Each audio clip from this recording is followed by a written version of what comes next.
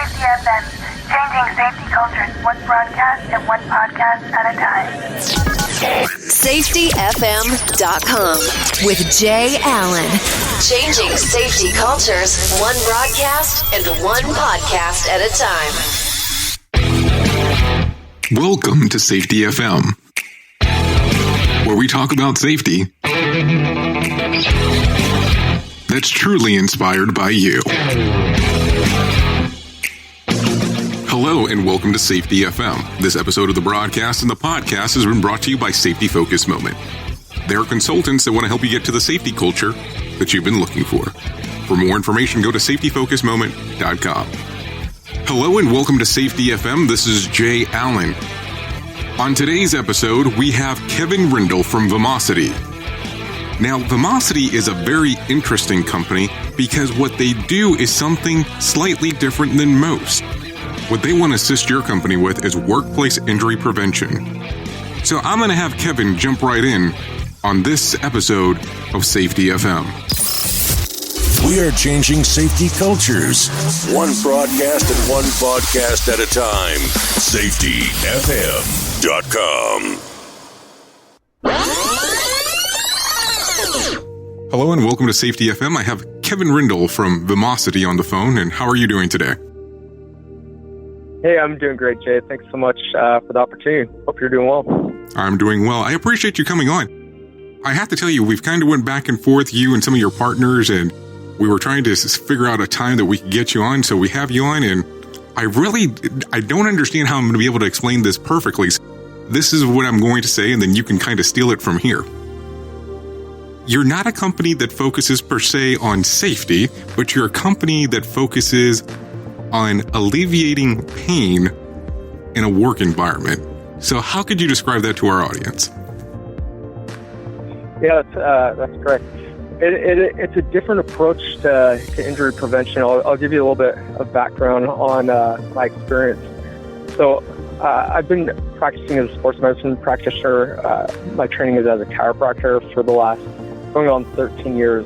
The last 9 years I've spent working with elite and professional athletes, specifically the U.S. swim team is one of the organizations that I've worked with, done a lot of work with the U.S. Olympic Committee and other professional and elite level organizations, and love working with those athletes. A huge part of what I focus on is the preventative side of injuries when it comes to that group, and we know that when athletes stay healthy, they can train better, they recover better, and they can perform better. And so a lot of the work that I've done with that group in particular has been related to what we call soft tissue mobilization or treatment to muscles, tendons, ligaments, all of those soft tissues.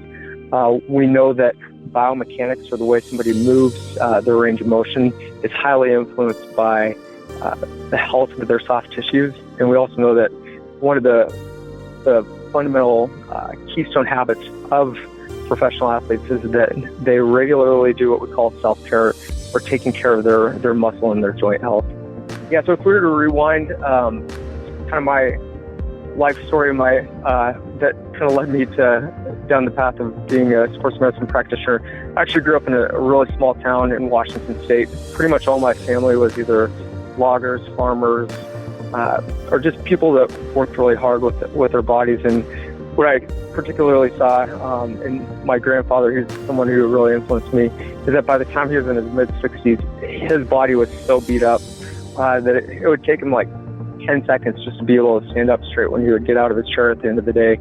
And his quality of life was very much influenced by his ability to move well and by pain. And so he basically stopped living because of the pain that he experienced on a regular basis. And so about 4 years ago, I was kind of reflecting on all these concepts of what we were doing for athletes, and then thinking back to my family members, and I'm like, man, there's got to be a different way to approach what we call movement health in the workforce, especially those in the manual workforce. And right about that time, I was working with several executives in my clinic at an energy company, and they approached me about developing an injury prevention program for their field workers. And so essentially what we decided to do is bring all these concepts that we use in sports injury to the workplace and created a program for that group.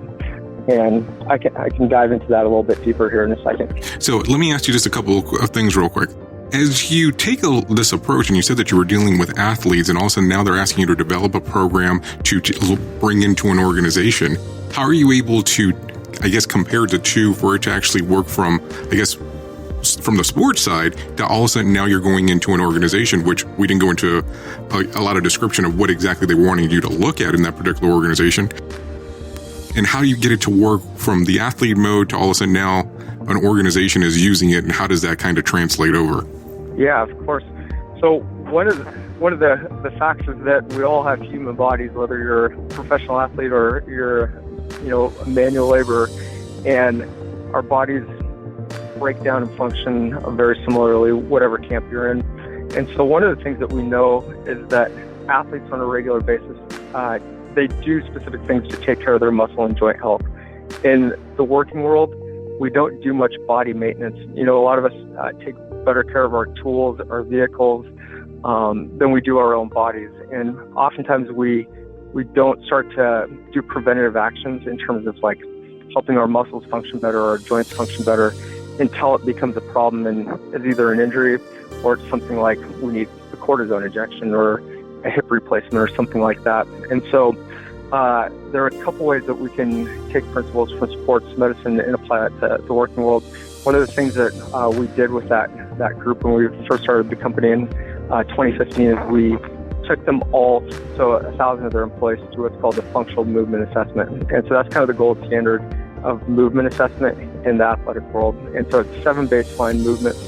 And what you can do from that evaluation is you can look at basically every joint of the body and find out what areas are not moving well, because we know that if one area in what we call the kinetic chain, so that's the series of joints, say the ankle, the knee, the hip, all the way up into the spine. If any one of those joints is not functioning the way that it's supposed to, it places stress above or below that area. So if I have limited hip mobility, I can't lift it or turn it out to the side the way that it's supposed to move, I'm going to most likely compensate and try to find motion in other areas of my body. And so usually I'm going to over-rotate with my lower back. I'm going to put more stress and strain on my lower back. And then what happens is it causes that increased wear and tear of the tissues. And then all it takes is bending down to pick something small up off the floor. You herniate a disc, and then it turns into, a very complex work-related injury. So really that preventative piece, looking at how somebody moves, identifying where those areas, need to be addressed from a movement perspective, and then giving people and empowering them with the tools and the education to improve those areas before it becomes a problem. So when you start doing this, and all of a sudden now you're saying, okay, you have a human body, and of course there's a comparisons there from an athlete to now you're doing it in the work environment. And as you go through your website at Vimocity.com, it has a couple different references there, and it talks about your predictive analysis, your leadership training, your live education, your online training and support. When you go into an organization and they're saying, okay, we're seeing these kind of injuries, how do you start using that data to make these predictive analysis on what they're going to potentially run into going forward? Yeah, so one of the big things that we do is we dig into their historical injury data. So usually we like to look at between 5 and 10 years of injury data, so we can look at the different types of injuries. So that could be the mechanism of the injury. It could be the body part that was affected, the type of injury. Was it a sprain strain? Was it a fracture, cut, laceration? And then we can start to just get a landscape of what that injury profile looks for that company. The next thing that we do is we go on site and we actually watch the industrial athletes perform their job tasks, and that gives us a really good perspective in terms of what the demands are for those individuals on a daily basis. And they usually provide us a lot of information in terms of, things that they find put strain on their body. And so then we can, again, start to develop a preventative program. The third part is where we actually empower the ambassadors or leaders within the company to really help us promote some of the principles that we're trying to implement in the program that we're trying to implement. And then the next step is to actually educate each one of the employees or the members of the workforce, number one, on how their body works. Most people have no idea how their body works and what they should do to maintain their movement health. We've all been taught how to brush and floss our teeth, but most people don't even know where to start when it comes to muscle and joint health. So we give them those fundamental educational component, and then we perform that functional movement assessment. And so when we start to gather all that information, then what we can do is we can have a really good understanding of what areas we need to focus on in terms of like future education, any intervention or training that we need to do with specific groups that might be more prone to developing an injury. A really great example is we're working with a utility company, and a lot of their gas workers had been experiencing injuries related to wrenching. But then when you looked at their injury data, they didn't have many elbow and shoulder injuries, which you would usually associate with wrenching. They had a lot of lower back injuries. When we dug a little bit deeper, what we found is that when we talked to the workforce, is they're incredibly stiff and sore after sitting in their vehicles for an extended period of time to go to the job. They'd get out and then they'd perform the task. Their body wasn't ready to perform that task, wasn't warmed up properly, and so then the action of wrenching placed extra stress on their lower back, caused lower back injuries. But we wouldn't have understood that wrenching and lower back injuries were connected to the sitting that happened leading up to the injury, and wouldn't have been able to develop an effective preventative strategy for them if we didn't have all those components of the equation. Well, you actually covered quite a bit in that answer, so we're probably going to have to go back and probably really try to break some of it down. So I apologize, I'm backtracking a little bit. But I want to understand this. So when you go in and you're doing the predictive analysis and you're looking at the injuries that they've had for the last 5 to 10 years, are you looking essentially at their loss runs, or are you looking at their workers' comp claims, or exactly what are you looking at when you go in there? Yeah, so when we go in, we're looking at the workers' comp claims, and some of those may contribute to the DART rates, the days away restricted days. It might just be their overall injuries that they recorded, but didn't necessarily lead to DART injury. So we're looking at their comprehensive injury data for that time period.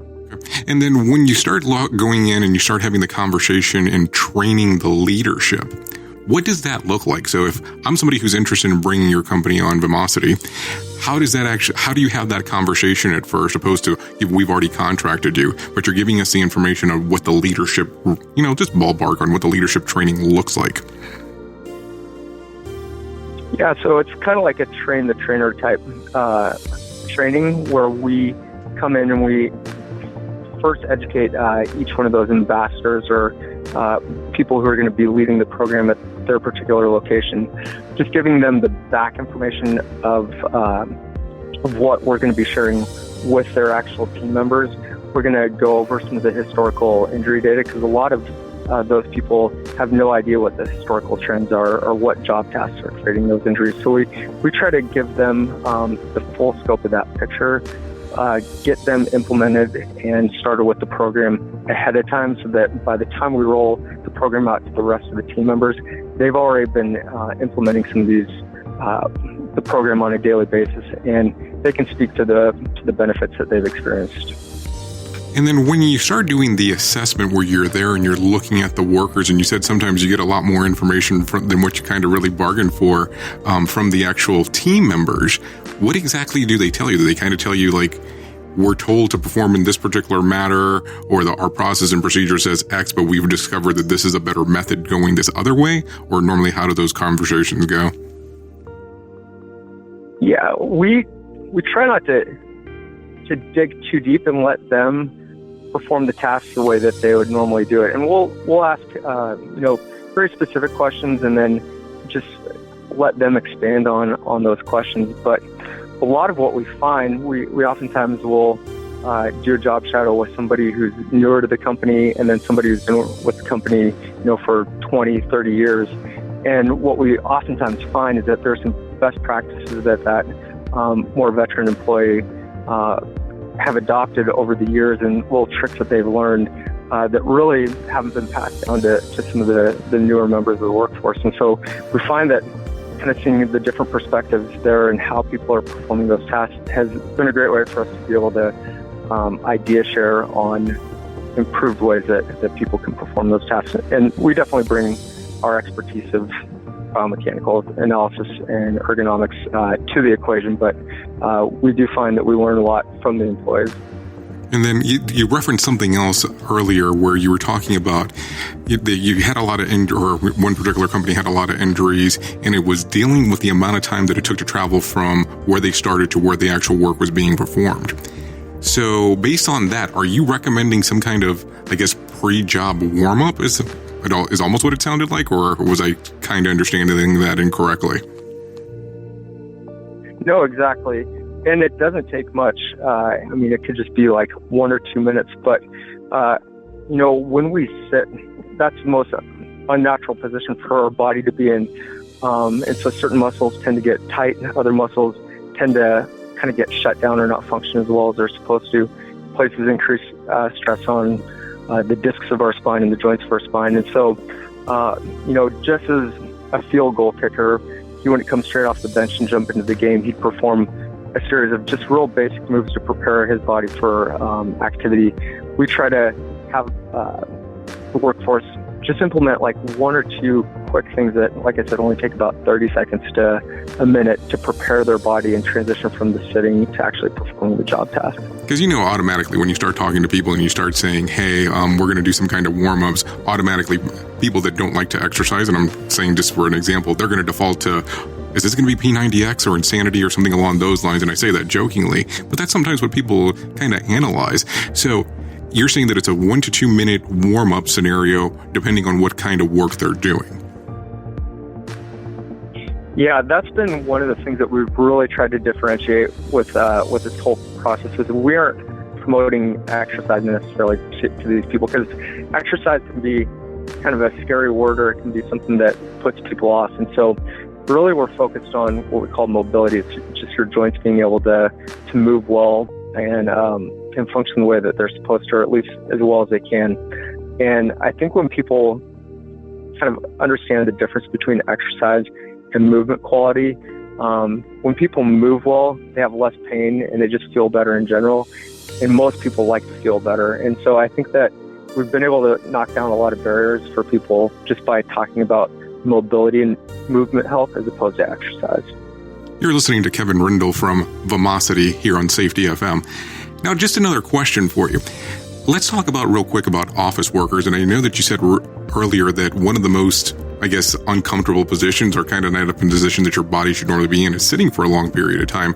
So would you say for office workers, it's a good idea to do the standing desks that's becoming more and more popular as of late?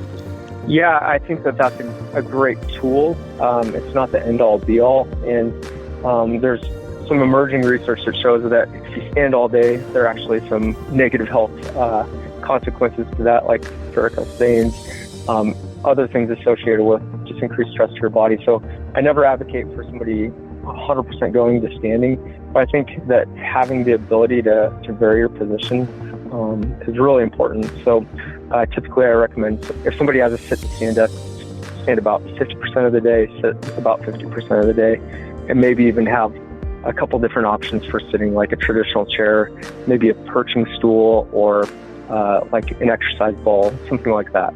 Okay, because I know that depending on what kind of environment you are in, and some offices don't even allow the yoga ball or the exercise ball because of injuries that had occurred previously. And it just really depends on what kind of organization that you're in. So I'm not saying that it's good or bad or indifferent. I know that I worked for a particular company that they said that you had to have the holder for the actual exercise ball. They called it a yoga ball. I don't know why they called it a yoga ball, but for it to actually be in place, and that would be the only way that they were allowed to use it. I guess that was just their particular preference. So when you go into a company and you start having conversations about implementing the plans that Vimocity can actually do for an organization, normally I know the question has to come about in regards of return on investment. So when you're talking to some of the upper management and the leaders, what does that conversation normally look like? Yeah, so that's one of the reasons why we like to really dig into that injury data right from the get-go, and we like to play an active role in solving some of these issues that they're having beyond just implementing a stretch and flex program, because we're not just a stretch and flex program. And so the numbers really do speak for themselves. After, implementing this program with a couple of our clients for going on 5 years now, we have a lot of data that shows that trend of not only reduced number of injuries, but reduced number of days away and restricted days. And then we can look at actual workers' comp claims. And so it's pretty objective to be able to look at the results from those programs. And beyond that, what we consistently hear is that the feedback is always so positive. I mean, when people, again, are not in pain and they feel better and they feel like they're empowered to, play an active role in getting up and moving and doing positive things for their body, they just have a better attitude. And so I've had several executives tell me, it's great that we've saved a lot of money with this program. It's more than paid for itself, but the increase in morale and the fact that our employees know that we care about them and we're wanting to invest in them, that carries a lot of weight too. So I think there are a lot of components to the ROI that are difficult to calculate, but are definitely seen from the impact that it has on the morale and the culture of the organization. Yeah, I'm sure that the morale has to play a big factor, especially when they're saying, hey, somebody's actually coming in, taking a look and really caring about us as individuals, as a team, as an organization. So it has to really make them feel well in that particular regards. Now, when you first come in, you do the assessment. How often do you come back in to kind of like reevaluate what's going on? Is that kind of a frequency thing, or is it just kind of based on organization to organization? Yeah, it's based on organization. Typically, when we first implement the program with an organization, we do an initial assessment, the functional movement assessment, and then we come back after about 8 to 10 weeks after the organization has been on the program. We come back and we retest, because we can, make some objective decisions in terms of like, are these people seeing improvement? Is there improvement in, the quality of movement and how people are responding to whatever we have implemented with them from a program perspective. Usually we just do that in the first year, and then in follow-up years, maybe we'll take a subset. We oftentimes look at kind of the higher risk groups, and we'll go back and we'll retest them. But oftentimes, if we're limited to a certain budget, we try to implement some additional education where we focus more than on the ergonomics, the job task, performance, and kind of building off of the foundation of the year one program. So that functional movement screen is usually just a first year emphasis. What we have found is that usually after we've been working with the field-based workers for 1 to 2 years, oftentimes they'll then implement it to the desk-based workers or the office-based workers if the organization has both office and field. Kevin, if people want to know more about Vimocity, what do they need to do? Yeah, they can just go to vimocity.com, which is VIMOCITY.com, or I can be reached at kevin@vimocity.com. Kevin, I appreciate you coming on today, and thanks for being on here on Safety FM. The views and opinions expressed on this podcast are those of the host and its guest and do not necessarily reflect the official policy or position of the company. Examples of analysis discussed within this podcast are only examples. They should not be utilized in the real world as the only solution available, as they are based only on very limited and dated open source information. Assumptions made within this analysis are not reflective of the position of the company. No part of this podcast may be reproduced, stored in a retrieval system, or transmitted in any form or by any means, mechanical, electronic, recording, or otherwise, without prior written permission of the creator of the podcast, Jay Allen. SafetyFM.com